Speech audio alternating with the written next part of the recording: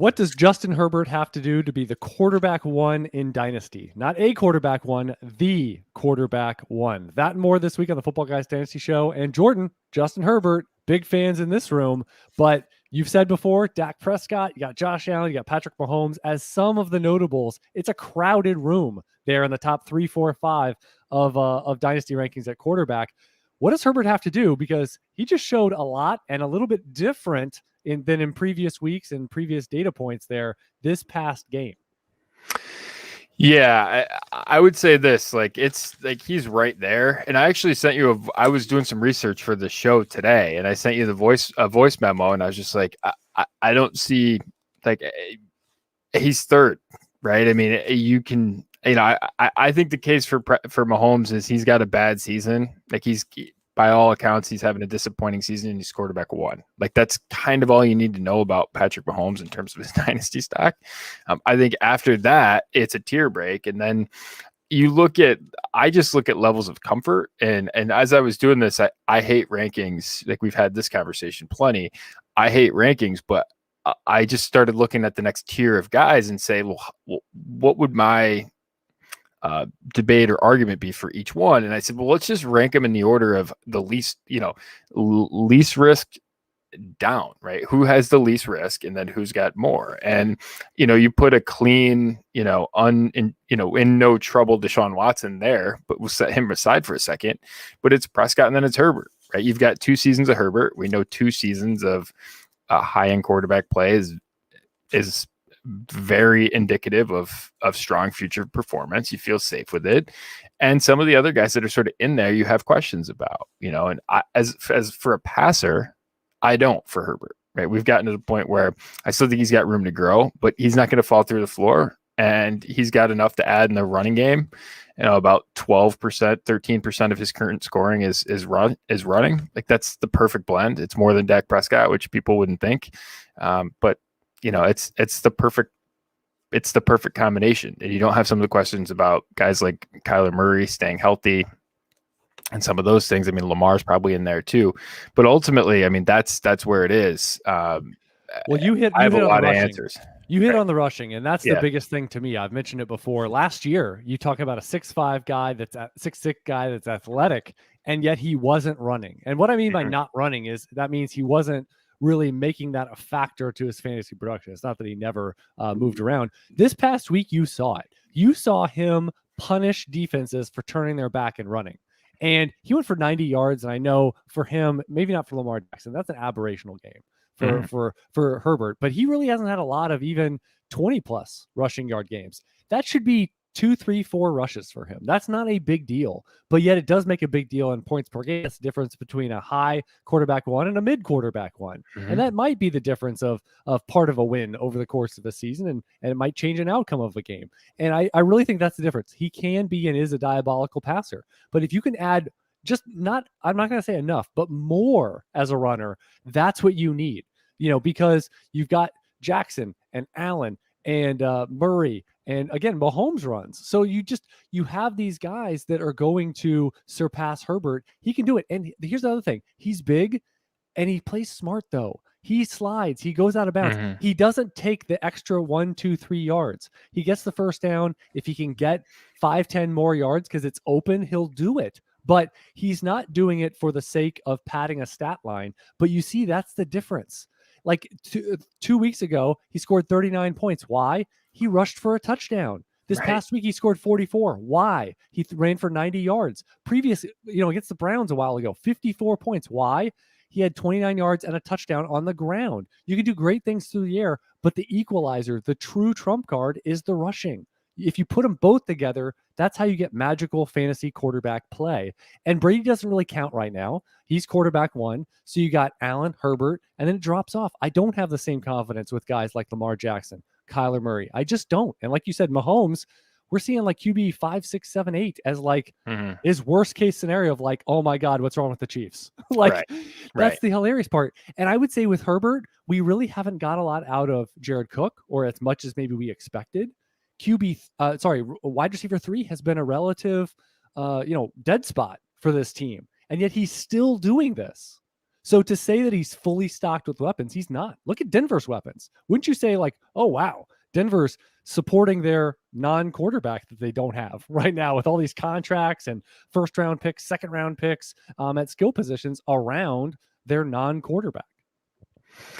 Yeah, I saw a stat that Denver has the 5th fewest touchdowns in the past 2 seasons, and they just spent $90 million on that receiving core. I was like, wait, hold on. Where's the math add up on this? I mean, this is no offense to Tim Patrick. Go get your money, son. But why do you spend a first and a second round pick on wide receivers and then a first round pick on tight end when you're going to pay a going out the door, exiting rookie contract in Cortland Sutton? Again, fine player.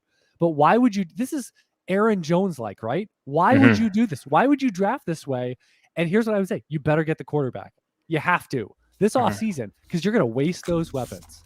Yeah. And you know what? You should be as attractive of a situation for an incoming stud quarterback. I don't care if it's a trade. I don't care if it's a signing. I don't know what happens, but you have got to get 2, 3, 4 tiers better than Teddy Bridgewater. And we know the big names. One of those big names has to go there because if they don't, I don't know how everyone on that team, maybe outside of Javonte Williams, is going to disappoint expectation because there's just one ball to go around.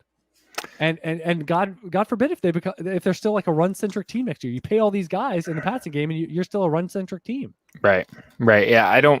It's one of those things like they've got everything in terms of, they've got a good, a very diverse set of weapons too. I mean, they've got a lot of different guys that can be a lot of different ways and they can't score, right? So they can't score touchdowns. So, I mean, and again, this is just, I think it's instructive from a dynasty perspective. Like sometimes you can try and patch holes, right? You can try and fix things.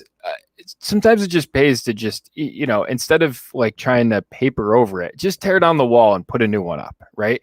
Like just fix it instead of trying to, what you're saying is if you're a strong team and we do all this stuff where it's like, oh, let me pick up Ryan Griffin at tight end. Right. Now let me try to do this. Like, no, go trade for Kelsey.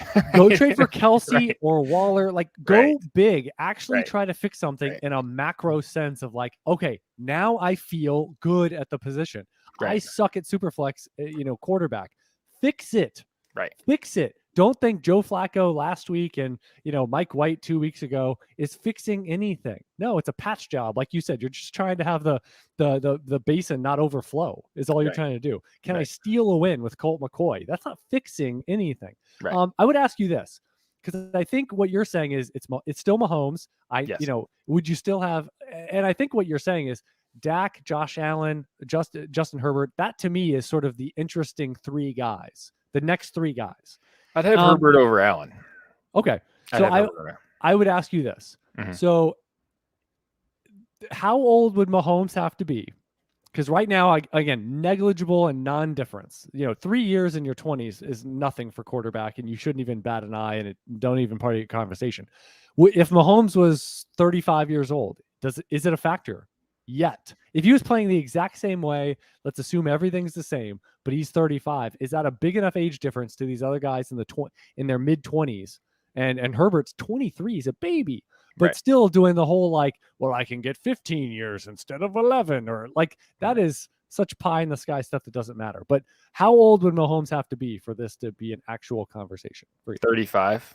Okay, so 35 was and by the way, he's 26. So again, this isn't like I just want to set the stage for this. Well, I just wanted to know what it would take age-wise. If totally, you and I are on the same page. I just want to make it clear. The age at quarterback, we just saw Brady the other night. The least important position at this. Yeah, absolutely. And honestly, I think you get better as you like. There's not a. There's a lot of guys that peak in the 28 to 35 kind of zone, or even later in their 30s. I mean, we're seeing again, Brady's an outlier, reindeer, but it's just like we get all that, but yeah, you kind of need to look year over year, and some of the best values on the board are guys in their 30s just for the down year. Totally. Okay. Now Josh Allen, just to pick on one point as the Bills fan in the room. So Allen, is this because of just not quite as comfortable with what you've seen as a passer? Because is this a change from the offseason from, Herbert over Allen? Is it been more Herbert based, or is it a little bit, even 15% on Allen's side? It's a little bit of both. So my methodology on this is I treat we have seen historically a huge difference between thresholds of accomplishment. So guys that don't hit at quarterback have a huge miss rate. It's a huge miss rate. Then once you hit once, you can talk about sort of when that is in your career, but once you hit once, you're about about a 50-50 shot to go from one hit to two hit historically. Once you get to two hits, it's a very high arc of your career. Now Herbert will be, assuming health and assuming he finishes out, which he's on pace to do. He's a top 5 producer at present. And he's actually performing under expectation too, in terms of some of the touchdown scoring and that stuff. When you sort of look at all that, he puts himself in an elite echelon. Now I sort of say, all right, well, before with Allen, like we had multiple hits, I sort of have a lot more security in that, even though I wasn't necessarily the most comfortable with Josh Allen. I have watched a lot of Josh Allen. He doesn't give me warm and fuzzy feelings all that often, right? I mean, he's good, but he gives me a lot of headaches too. With Herbert, I think we have less of that. So now I'm comparing them, I think, on a largely equal playing field, which is they're both multiple hit quarterbacks. Allen's been paid. I think Herbert, they would pay him tomorrow if they could, lock him up if they had to lock him up long term, they would do it. And so I have very little concern about that. And so at this point, I just trust Herbert more than I trust Allen, just in terms of, just the level of security I just think is a little bit higher, because as a passer, I trust him more. I don't think he makes some of the bonehead decisions. And honestly, when you look at all of the resume, like this goes back to when Justin Herbert was a freshman at Oregon, right? I mean, when you look at, there's only really been a 12-month period of time in their lives where Josh Allen has been better than Justin Herbert has been. I mean, that sounds sacrilege to some people, but that's the truth if you look at it. At that point, and the reason I would have had Allen ahead of him was that's a very critical point when you should take the step from one hit to two hit. That's a very critical point to be ahead. Now that they're back equal, I'll take Herbert over Allen. Yeah, and looking ahead to the offseason and sort of team building and startup drafts and things like that, where we talk a lot about how about you don't take many chances early in your draft, early in your team build. And so when we're talking atop a board, especially in superflex drafts, which is becoming more common, don't take chances. And really, we're talking about, splitting hairs, and maybe the hairs are a little wider sometimes in some tiers, and sometimes they're a little thinner. But these are the little things. I mean, if you take a quarterback and all the guys you're talking about are going round 1, so that's not really a thing. So you say, yeah, I'm sitting there 103. I'm not trading the pick. Here I am. And if you have to decide between guys, this is the kind of granular stuff you go through, because you don't want to, and we're not talking about whiffing, but you don't want to miss relative to the value and what you're trying to get out of a cornerstone player. And that applies to all the positions. If you're stepping up for running back 3, or tight end 2, or whatever it is, all that same thing applies. You need to have as much comfort as possible with floor and ceiling projections and building your team around that, independent of premiums and all that. This is Chad Parsons, Jordan McNamara, episode 79 of the Footballguys Dynasty Show. And other thing we're going to discuss, and coming off a 53-point game, is Jonathan Taylor. Does he have an easy argument, a medium argument, or a weak argument to be the running back 1 overall in Dynasty? I think he's got a really good one. He's running back 1 right now in terms of points scored. It's not particularly close. And when you look at, in terms of total points, I don't think anyone has them in terms of points per game either. And when you look at it, right, you're given 2-3 years between him and McCaffrey, who's the only other person that I think can lay that claim. 2.5, yeah. And that's at that range of the position, that's a big deal. As a big deal. So I would say, I think they're the only 2 people that have a debate for it. I think, there's some of the stuff with Swift and Harris. They just underperform a little bit in terms of expectation. It gives me a little bit of pause. So I would put Taylor's out producing them right now. And it's a similar age. Actually, I think Taylor's younger than Harris if memory serves. Almost a year. Yeah. It's something most people wouldn't guess. Right. So all that is to say, like, I think he's got the best case for it. I think the other person that you could say that for is McCaffrey. And then I think it's a tier break after them. Okay. Yeah. I think, with McCaffrey, he has a partial game in there, so it kind of affects him on a per game basis. But at most, you would say, oh, they're close to even. And also shout out to our guy Austin Ekeler, who's just been a sneaky monster that I don't think a lot of people actually have something a quote from the Shark Pool this week about Mr. Austin Ekeler. But yeah, McCaffrey, that age is a big deal. Like if you look at 21 or 22 through say 27 as a running back's prime, McCaffrey's at the midpoint ish, and Taylor's basically at the beginning. So that like one quality season or one prime year for running back is a relative big deal. Now 22 versus 23, obviously less of a big deal, but you start multiplying and 24 versus 26 and things like that become a much bigger deal when you look at career arcs. And we just said before, about breaking ties or breaking zones of a startup draft or making a trade decision, things like that. But yeah, DeAndre Swift, relative stinky situation. I still think back, Jordan, and I know it doesn't really matter this season on how it's going, but imagine the Chiefs drafting Jonathan Taylor, and while Mahomes or DeAndre Swift, well, just anything, but just imagine being able to lean and having more confidence in the running back than they do have, and being able to lean on the run game. And no disparaging Darrell Williams, love the guy doing yeoman's work, but no Jonathan Taylor, no Swift, no many of these guys that we were clamoring. That's really who the Chiefs chose, a couple of years ago. So that's always the thing I come back to, where it was like Chiefs, great situation. Colts, not so much with Marlon Mack there, who basically hasn't played this year. And then Nyheim Hines, thank goodness, Nyheim Hines stepping back, saying, having a secondary role that he should be having because Taylor can do everything. And I think the Colts are, there's actually, I think Taylor right now is the highest non-quarterback in NFL MVP voting. And I think that's sound, because you say, where would this Colts team be without a foundational run game this year? And certainly, that as much as anyone with what they did to the Bills. And thanks for bringing that up. I hadn't forgotten about it. I had not lived every carry of that with Taylor. Literally, like, that commercial with Derrick Henry with like everyone hanging off of him. It's like a video game mode or whatever. Like Taylor was just moving people. Yeah. Thanks. I hadn't forgot about that yet. I hadn't had a Thanksgiving hangover yet. He gets an open field, and you forget he can just totally jar your team. He's gone. Right. He is actually just gone. Yeah. So he'll run you over, move the pile, but then give him a crease, and you're just gonna die. Like that's just the way it's gonna go. It's over. It's 7.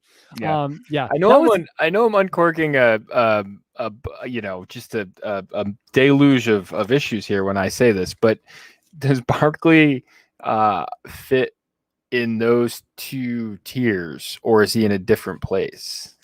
This could be a show probably in and of itself, so maybe there's not a clear answer to that right now. I would categorize myself as a Barkley apologist. That we've seen. We saw a 2-game segment where he looked like himself, and we just saw their play caller get fired. So to say that it was a dysfunctional situation, that is an indicator in season. You typically don't want to make those types of moves. So can we just free Barkley? And I know, so I get what you're saying, that it's, you get in a situation where you say, well, running backs, you kind of have to look at their current situation a little bit, because every year is a little more valuable than, say, a quarterback or a wide receiver, just a longer lens that we're kind of looking at. So I think with Barkley, he is younger, he's within 2 years of Taylor, and he's more in his prime than McCaffrey. But the injuries, you said it before. I think you had something in the offseason where you're like, the fact that he's gotten as much of a pass as he has with the injuries, we've seen it, but how many games in his career have we seen it? Like all those things coming together, does he really, you were like, this level of insulation is almost unheard of. Was kind of your pitch, right? Am I leaving one or two key things out? No, it totally is. And you've gotten to the point where it's basically, he had the big 2018. He got hurt in 2019, played lesser. He was, played 67 total snaps in 2020. And, so he had basically been almost a year and it's only really been like 20 some odd games of impact, and it's like 20, right? It's not that much more than that, which seems insane considering we're 4 years in and this is a generational prospect. Yeah. I mean, a guy I still remember like saying, oh, well, running back value, positional value, all that. But in his draft class, they were like, if you're taking the best football player in the draft, it's Saquon Barkley. Like that was the 3-month long storyline of that draft class was like, Barkley went 2. No one was surprised. And they're like, I can't remember what team was at 1, but it was just the best player in the draft. Oh, that's Saquon Barkley. But he happens to play running back was sort of the same thing with the Zeke. I remember when Zeke came out, it was like, oh, well, he's the best player in the draft, but, or one of them. And, it ends up going 4 instead of, 1 or 2 or whatever. But we know how that goes. Okay. Yeah. I think with Taylor, he was a hit in year 1. And now you're saying in year 2, he is basically the top producing guy on the planet. Right. And we'll see what we'll see what McCaffrey has to say about that. If he's healthy from now to the end of the season, he could definitely make that a competition. Henry's not coming back. And Austin Ekeler, I think both of us would probably be surprised if he stays quite to the level he is or challenging for running back 1 overall. But could happen. I'll say could happen. He's scoring a drove of touchdowns. So that obviously helps a guy like Ekeler that you may not assume he would be on pace for such a robust number. Remind you about our sponsor for this week's episode. We got Props Fantasy introducing the Tournament of Champions. Going to be some notables in that. It's a 3-week playoff style tournament between the best podcast analysts. See what I did there? In the biz starting today. So again, you're going to sign up today. Dave Klug from Footballguys is in the contest as one of the Footballguys analysts in the tournament. You're going to compete against other analysts in the industry. So join Props Fantasy, back your favorite teams, and make money when they win. It's easy to sync your leagues. You got Sleeper, you got Yahoo, create a challenge, and get ready to create yourself into an undisputed champion there. What are you waiting for? Sign up at propsfantasy.com/guys and cash in on the Tournament of Champions that starts for week 12 action. So sign up. You can win an Aaron Rodgers signed helmet. And the more challenge you enter, the more chances you have to win. They sanitize that? We good on the sanitation of that? I was just waiting for you to input your latest ticket. All right. Well said. All right. So we got the dynasty trades here. We got some saucy ones. I want to start out with Superflex, and we left these. I mentioned in passing one of the two, but not in our top 3-4 guys we discussed in the Justin Herbert section here. Kyler Murray for Russell Wilson, a 23 first out there a little bit, and a 24 second, even more out there a little bit. And I'm assuming you said Superflex. Yeah. How much do you trust Kyler? I trust Russ more. Give me Russ. Yeah. So you're talking 32 years old versus 24. But again, if the 24, you don't have ultimate trust. And again, the picks are out there. So it's not that it's 2 first and it's next year. But yeah, let Russ cook. 32 years old. Could still have 5, 8. Who knows how many, where we're going medicinally, with keeping these guys. So yeah, all about Wilson for me as well. Just Kyler Murray, I view him as close to an NFL baseline-ish passer. He does a lot of great things rushing, but I'll tell you, I don't trust him. I don't trust him for the long term. At least he. Do you think? I just to flesh this out for a second. I don't think guys are injury prone per se. Like I don't think we have proof that someone's like wound differently or whatever. But we have you can play recklessly, right? Like you can play in ways that I think get you in trouble. RG3, heck, Wentz. You can behave in ways that get you in trouble. I mean, it's like driving, right? I mean, it's no different in terms of. Well, then we really can't figure out Lamar Jackson because he's driving it like he stole it, and he doesn't get hurt. So he misses more games when he's sick than he does injured. He's just made different. He's just built different. I guess. And it's just he can't, it's a stomach thing with him. I don't know. Just stay healthy that way. I just wonder if there's if he's going to struggle to stay healthy, and if that's something that we're going to consistently see with him, it's just a concern that I have. I need to see him be a better passer. Yeah, it's so I think it's twofold. Yeah, it's point blank twofold for me. I need to see him do higher level things as a passer, not this dink and duck, not this college offense that could be a product of, well, we have Kyler Murray, so this is what we want to do, versus, this is what we think he can do. So I am not comfortable with him as high as a lot of people are. If you have him in that top 3, 4, 5, fourth highest big time throw rate from a clean pocket. That would be the thing that I would point you to, that he's taken a jump as a passer. Okay. I wouldn't all quarterbacks, shouldn't they all be good from a clean pocket? No. Well, I know they should, but he's fourth best in terms no, of that metric. Yeah. You know what I mean? I mean, that's the low hanging fruit that I think we can sometimes look past. But no, I agree with you. I do think there's concerns with him as a passer. All right, next one we got here. We got 12 team, and I think I read this correctly. This is an odd one. Figure this out. I've never encountered a league like this. It's 1 quarterback, but 2 tight end. Ooh, you follow me? This is like a Chad special. Yeah. So can we not start running backs and make it like 3 tight end mandatory? AFC only. AFC only. I'm still trying to get that off the ground, Jordan. You joke. I have this whole thing. We've talked about this. Yeah. I've had this fleshed out. It's a dual conference league. You got an AFC team. You got an NFC team. It's perfect. Mm-hmm. I just got to find the time. Who's got the time? If I played in one dynasty league, this would be it, and I'd start it tomorrow. All right. So McCaffrey and Donald Parham. So we got some value there. 2 tight end special for Antonio Gibson and 2 later 22 firsts. Wow. So a 25-year-old running back.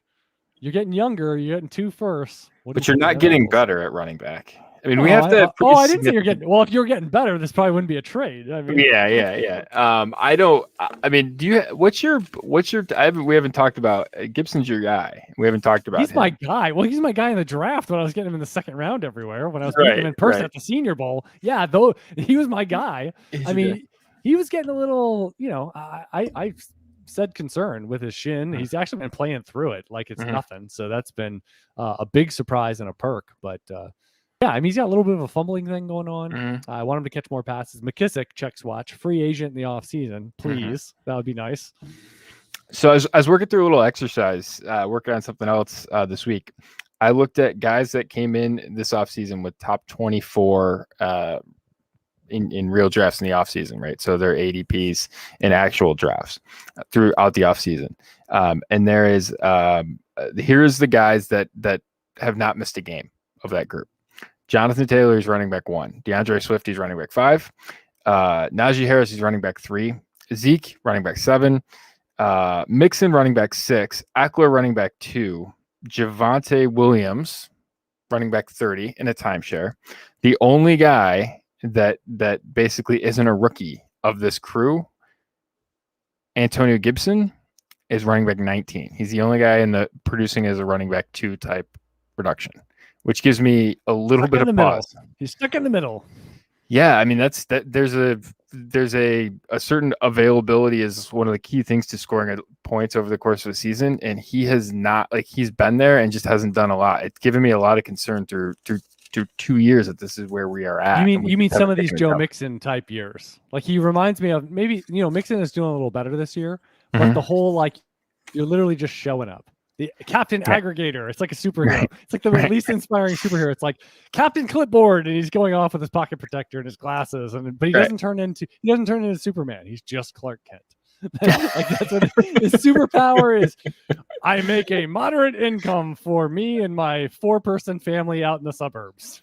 I make an honest living, good sir. That's sort of what's going on when you're like, that doesn't taste good. No one wants to bring the bad boy home that's running back 19. You're like, yeah, he drives a Subaru, and he'll have me home a half hour before curfew. You don't have to worry. He actually might just stay for dinner. We might just hang out here. That might be the date. Is that okay, Mom and Dad? Like that's what Antonio Gibson. What do they say? Kissing your sister? Isn't that sort of what it is? Yeah. Start him every week. Yeah. It's like, and it's running back 18, lock and load. Yeah. Not mattering at all. It feels like there is more there, but I get what you're saying. And one thing I brought up in the offseason was, let's not consider him a wild victory, right? I mean, we're talking about a hybrid offensive weapon. We don't even know what he's going to play out of Memphis. That's what he was as a prospect. Mm-hmm. To say that he has multiple years as a 1A back in the NFL, I had kind of questions. He's never had a workload like this. Like, how is this going to play for him? And again, that's kind of minor narrative stuff. But just,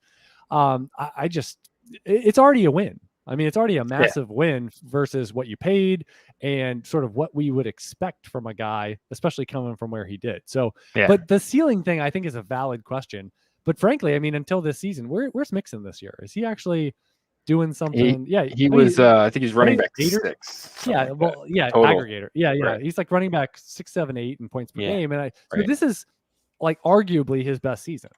And I think Mixon is not a bad comp for Gibson in the sense that a guy that, maybe I think he's got a little more juice than Mixon, but a guy that we think is maybe prototypical, but he's going to be more of an aggregator. And we haven't really seen him truly aggregate yet, like a monster workload.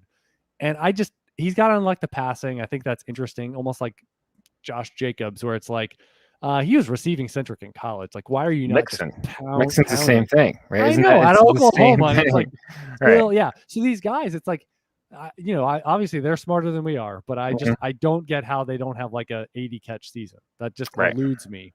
Right. But Mixon, I kind of get it. He has no fifth gear. He has no 4.5 gear.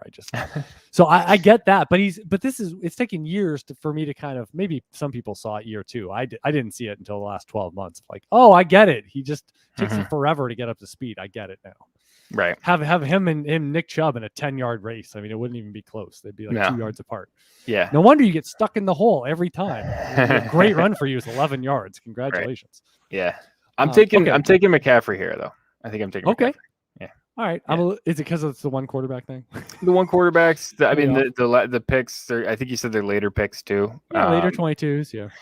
The one question I would, and I'm not. I mean, you are as much of a tight end fan as I know. It's not great, Bob.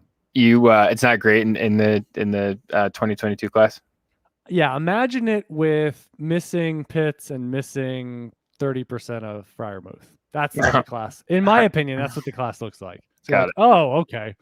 All right. You're like, swallows back the acid taste in my mouth. Oh, okay, great. Give me McCaffrey. Woo! 2 top 10 picks. I get it now. Okay, all right. I'm honest. Yeah, I do think McCaffrey has easily the biggest potential to shift that. If that's 2 quarterback, then I think it becomes a heck of a lot closer and a lot more interesting. Mm-hmm. So, yeah. Oh, apologies, ECs, for blowing out the speakers on that. if you do hear that later. All right, we got Superflex here. We've got Nick Chubb going to a contender, and we've got Trey Lance going to a non-contender. Wow. That's the right. I mean, it's obviously going in the right direction. Like, those are the right team directions. That's the right direction. Man, you know what? If this was the difference between being a buy and not a buy, I think I'd do it on the Chubb side. A buy and not a buy. Oh, you mean like you're a strong contender, right? If you're a strong contender and you think this will push you into getting a buy, I think I'd do it. Chubb's never going up in value, correct? This is an absolute roster and lineup buy, right? Yeah. There's not really an insulation. He's 25.9 right now. I mean, right. It's going down. You got to. And Hunt is locked in. Not right now. Hunt's not locked in right now, but they've got wiggle room on him. I don't think he's guaranteed next year. I'll check that, but I don't think it's. That was a fun little kazoo Jordan put in there. You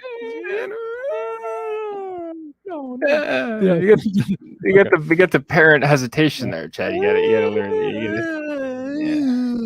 You get that strain in your neck where you're like, I didn't know I could get a cramp on the side. wild stuff. I just got all puffy like a bodybuilder on just the right side. You got zero guaranteed salary next year. They could save $6.25 million cut. Yeah. Well, how can you pay the Raiders are like, hold my beer, but how do you pay your second running back that price? Mystical. I mean, he's a nice player, right? Mm-hmm. But I mean, Dearness Johnson's saying, I'll play for less. Is there really a monster difference in their scope of what they offer the Browns? That's probably not $6.5 million worth of difference. I wouldn't imagine. But we've seen it before, a restructure. I mean, do you think Hunt goes out there and gets, a 2 for $12 deal? mean, that's what he just signed. A 3 for so 15. He'll be 20. A 3 for 15 deal. He's what, 26, 27? I think he's gonna be 27 next year. Yeah. So yeah, I mean, he's 26 right now. So I get the two for 11. Yeah, something like richer than Mike Davis, I would imagine, right? I mean, if you just look past the scale of our recent contracts. Mike Davis deal is looking a little awkward. Yeah, well, they can cut him. Like they'll probably end up cutting him. Coming like you didn't even go home to sleep, but yet you showed up at church, and then you go into confession. You're like, this is awkward for both of us, is it not? I really smell like I'm a 1-8. You smell like the bar didn't close. You're a smokestack that produces booze. I don't know what's happening here. All right. And I picked one more trade just because I wanted your thoughts on Stefon Diggs. By the way, would you take the Lance side of that? Were you taking the Lance side of that? You don't trade for running back in this way. I know that. Yeah, I don't. But I also think Lance is a complete and utter crapshoot. Of like, really? Like, he could be Jalen Hurts of like, oh, look what he's doing. You tap him on the head. That's nice fantasy wise. But we still don't know if you should validate anything. Mm-hmm. And the Oracle Shanahan, by the time we figure out that Lance isn't the goods, would be gone anyway. I trust him 0%. To do, I trust. I wouldn't. If he told me that the sun rose in the east tomorrow, I would need it on videotape to confirm. I'm guessing he didn't tell everybody that Deebo Samuel was going to be running back this past week. I don't think he actually told us that. That would have been helpful information. Yeah. Brandon Ayuk's my wide receiver 1, and Deebo Samuel this week is my running back 1A, 1B. Okay, right, as he's just like flipping the bird to Trey Sermon. Yeah. Sermon's like, can I please have one more point for my fantasy team? So we've got DJ Moore and a 23 third, but basically this is DJ Moore for Stefon Diggs. The rare, almost straight up deal of 2 bigger names. Can I ask, is it a figment of my imagination, or is this part of the Josh Allen thing you alluded to earlier? I mean, what's going on with Stefon Diggs? Because he is blending in. He is not looking like when I watch Bills games, it's not like he doesn't stand out as like, oh yeah, it's Stefon Diggs and a bunch of, it's like the Jackson 5. It's just. Yeah, I was actually looking. Our friend and former colleague here at Footballguys, Dwayne McFarland, he's at PFF now. He was discussing today that there's essentially no change in his usage, but for the fact that he's running less routes per play. So he's it's the same thing. They're just spreading out some of his snaps to other guys. And that is with the addition of Emmanuel Sanders. And the last time I checked, Emmanuel Sanders had actually run more routes than him, which would have been something you wouldn't otherwise expected. That could be to do with, he still has.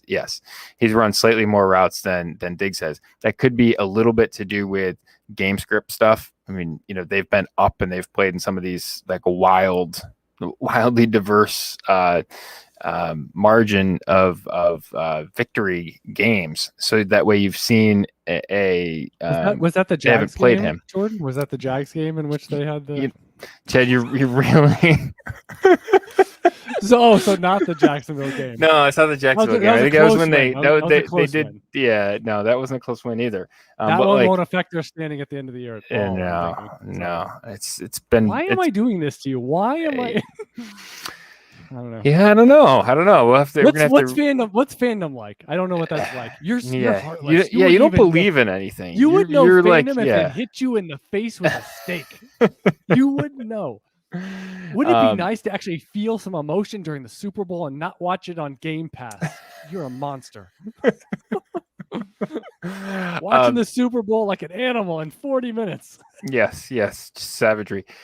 So no, I think that there's just some of the usage stuff is just down. I don't necessarily think I'm not super concerned about it. I still think he has high ceiling. And honestly, it's one of these points where I think part of the problem with Buffalo is that they haven't maxed out what they've got to offer, right? And some of where's the rushing stuff? Well, like their best rusher is Josh Allen. Like, do you really want him going full bore from week 1? Or do you want him, carrying it 14 times in the AFC Championship game? Like, which one do you want him to do?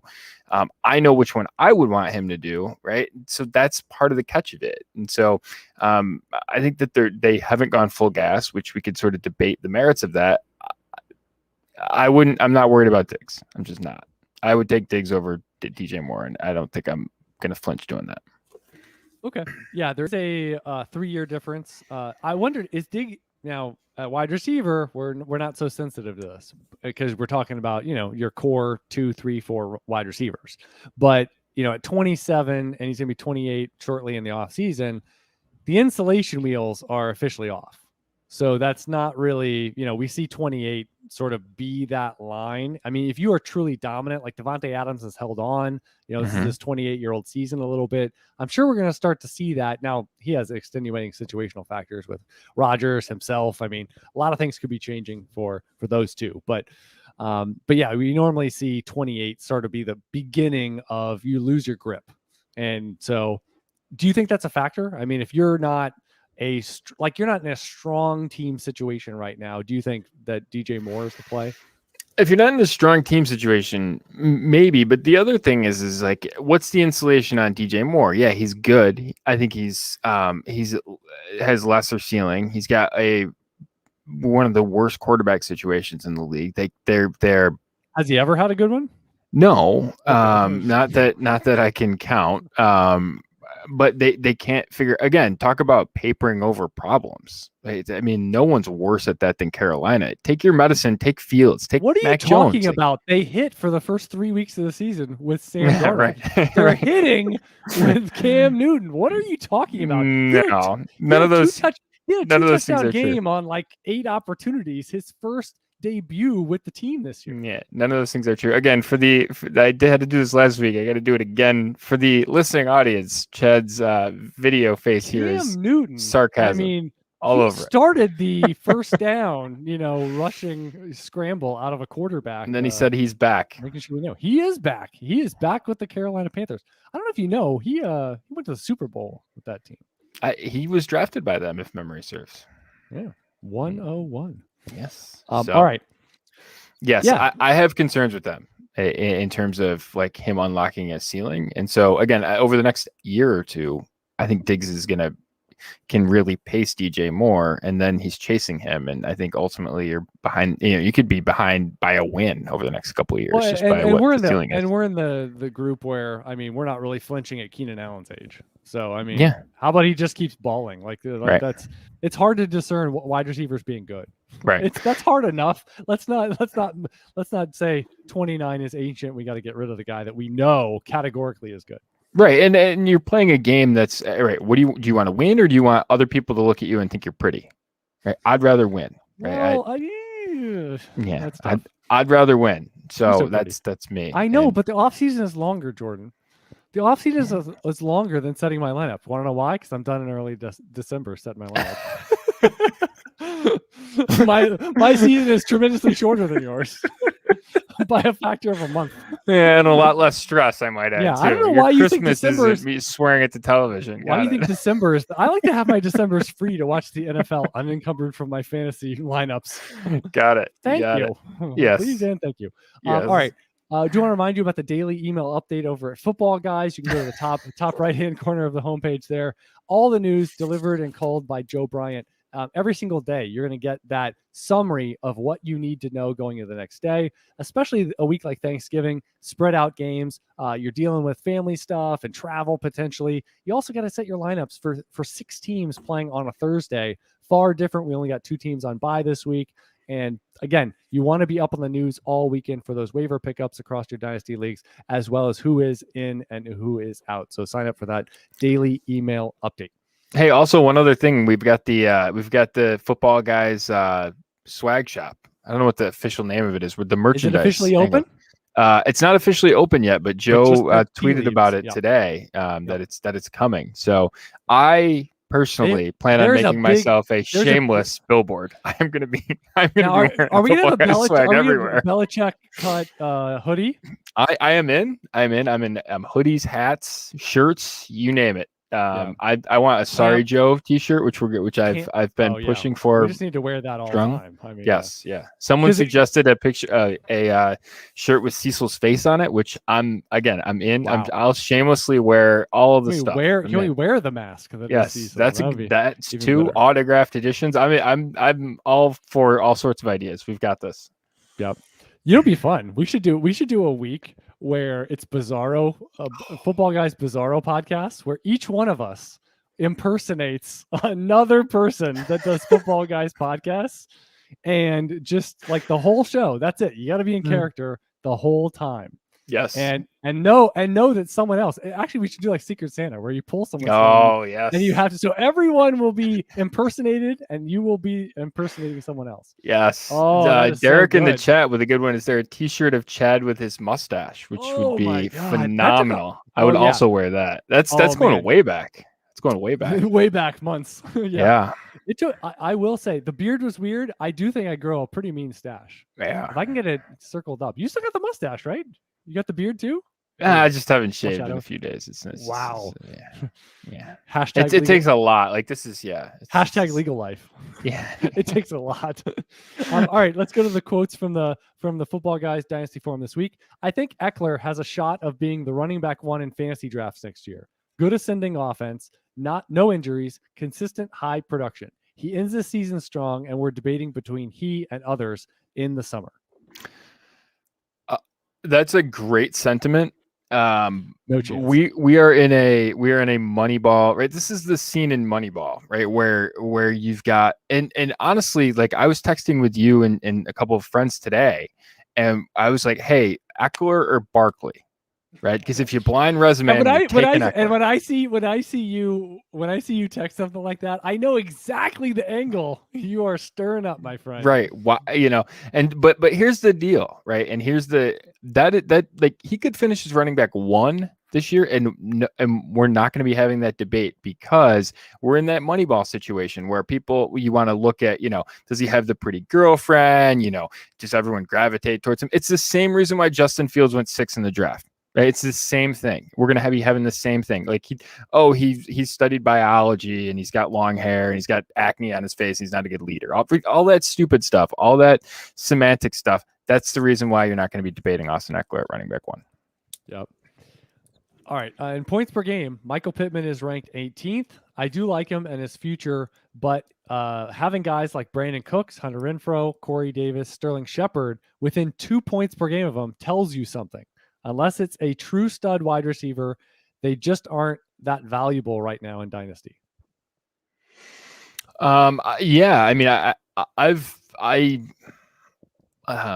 so I think there's a couple of things with that, right? Once you sort of get to a point where you're hitting and putting multiple starter, a starter season and multiple starter seasons on the board in terms of your resume, your odds of sort of performing in that same range of outcomes increases, right? So there's value in that. So that's one thing I would sort of put in the Pittman thing. With some of the guys, a guy like Renfrow doesn't have the same insulation, doesn't have the same security. If you're trusting that next year, for example, you're going to trust Pittman a lot more than you would Renfrow. And then if you sort of get that wrong with Renfrow, you're chasing, right? So that's one of the aspects I think of why Pittman is a little bit more valuable, and having an asset like that is valuable. I will say this is a really good example of why superstars matter, and they're very consequential. And just think of how many people, and I am working on this for a different, for an AOD research project, but the amount of people that have gone to the finals and started games around LeBron James, right? He drags them there, right? He has dragged a lot of people that far. The same thing is true, and honestly, superstars probably matter more in your lineup in Dynasty than they do in the NBA. And that's the most star-driven league of them all. It just tells you something about how consequential starters are. So you should always be moving up the board. That's why, like, when you talked about DJ Moore versus Diggs, like it's a pretty big leap in terms of the difference of which they matter. And so I agree largely with the fact that they're not that different in terms of the points that they score when we look back at it. If we cut the season right now and said, hey, look, they're not that different, that's true. But going forward, it means a lot different. But they're relatively close is the exact reason why you move from Pittman to Adams, or Pittman to Justin Jefferson, right? You pay that, you sort of give up those types of assets to go up the board because they matter more. Easier to find the next Pittman. Mm-hmm. All right, last one. I don't believe we'll ever see vintage Saquon Barkley again, but clearly I've been wrong before. I can totally agree with that. I've been wrong before. I mean, I wouldn't write him off. I guess the problem is at this point we're living off a resume that frankly, I mean, he's been good, but the problem is like, and I was going through this exercise today, and or actually, this week. If you look at the guys sort of after, and this is the Jonathan Taylor, Christian McCaffrey tier, right? We talked about earlier, and then you talk about Swift and Harris are together, and then where does Barkley go? Just look at the next group of guys.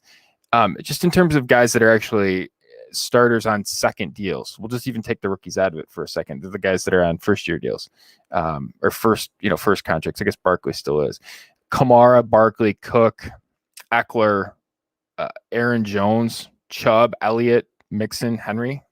There's a lot of uncertainty there. There's a lot of uncertainty. That's going to populate from 5 to 20 is going to be a group of guys that have a ton of uncertainty. Gibson, on the flip side of this, is the younger guys: Gibson, Javonte Williams, Dobbins, Edwards-Helaire, Jacobs, just naming them.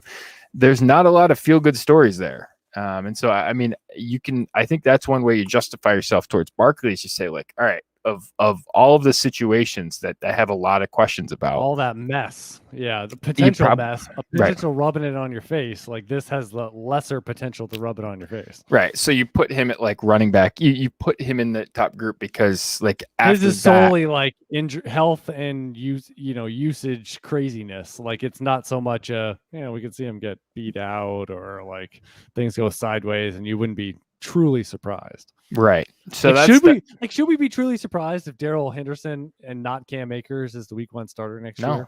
No, not at all. Not at all. It's the same way we shouldn't be surprised with, like, there's a lot of these things that we're like, oh wow, that's surprising in hindsight. We're like, really? You know what I mean? Like we talked about Conklin and Irv Smith, the Dalton Schultz-Jarwin thing, like all these things, like we shouldn't be surprised by these things happening. Just the inertia of it keep going. Like, James Robinson. We shouldn't be surprised if James Robinson's the starter over Etienne, because James Robinson showed a lot. You know what I mean? Like we shouldn't be surprised by these things. And but again, there's a range of 15, 20 guys that there's a ton of uncertainty on.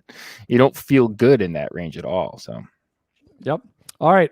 Jam-packed show. We actually, we never know if the first segment's going to be 5 minutes or generally it's much, much longer, but ends up usually, we start talking trades, we start talking tactics and strategy, and things go.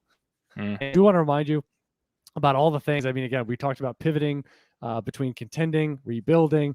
I think we had a good discussion about Christian McCaffrey, Nick Chubb, Antonio Gibson, Kyler Murray, and of course, we started off Jonathan Taylor and Justin Herbert and the top of the quarterback board. Want to wish everybody a great Thanksgiving holiday, however you choose to celebrate. Safe travels, and being careful in general. Have a great time. I am Chad Parsons. He is Jordan McNamara. And until next time, good luck in your Dynasty leagues. Feed the post. Oh, second shot here.